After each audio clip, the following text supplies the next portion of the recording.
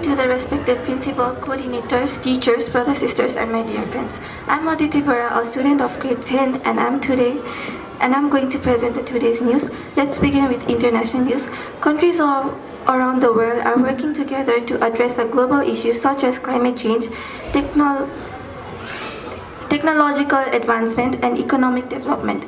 National news. The government of Nepal continues to focus on improving education, healthcare, and infrastructure across the country. Various development projects are being carried out to improve the quality of citizens. Moving to sports news.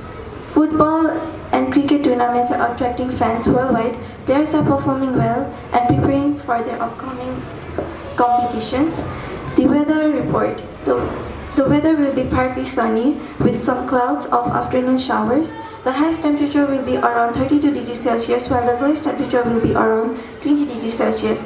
The sun rises at 5:08 a.m. and will set in 7:02 p.m. The thought of the day is success comes to those who work hard and never give up.